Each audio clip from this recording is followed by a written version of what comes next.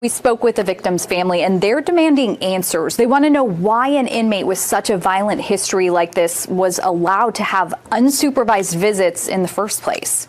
The most giving, kind-hearted person. 62-year-old Stephanie Dowells was always trying to help others. Her mother, Ovita Wilson, says, I would often tell my sweetheart, you can't save the world. Dowells was a mother herself to 2 sons, grandmother to 6. She was a hairstylist and a small business owner in the Los Angeles area, known to her family as Stevie. We spoke to them on Zoom. Stevie was literally the glue that held the family together, making her loss all the more difficult. We were just devastated. Dowells died during an overnight visit with an inmate at Mule Creek State Prison in Ione just before 3 a.m. last November.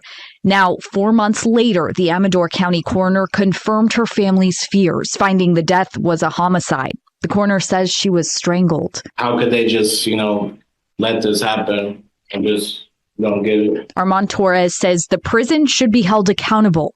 He says his mom was visiting her husband, David Brinson, there. They would read the Bible together. He was in school in there because she was pushing him to try to be this better person. But Brinson is serving 4 consecutive life terms with a 20-year determinate sentence on top of that, without the possibility of parole, all after his 1993 conviction of 4 murders. My mom was just left alone, and she, called for help, I'm sure, and there's nothing she could do. Officials say the criminal investigation is still underway, so as of now, no one's been charged with Dowells' murder.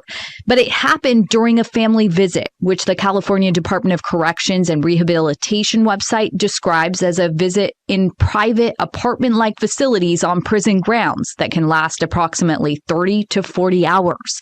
It was just after 2 a.m. on November 13th when CDCR says Brinson used the phone in that apartment-like facility to tell officers his wife had passed out. Given the history that this guy has already, we kind of just, wanted to know how is it even, possible for them to be unsupervised. The CDCR website shows inmates blocked from those privileges are limited to those on death row, those convicted of sex offenses, those going through the reception process upon arrival to a prison, or anyone under disciplinary restrictions.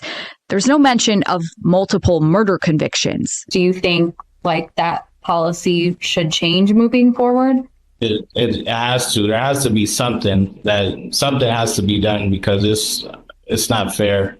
CDCR says inmates have to meet strict criteria for these family visits, like sustained good behavior, for example. And they say the visits are meant to support family connection and rehabilitation.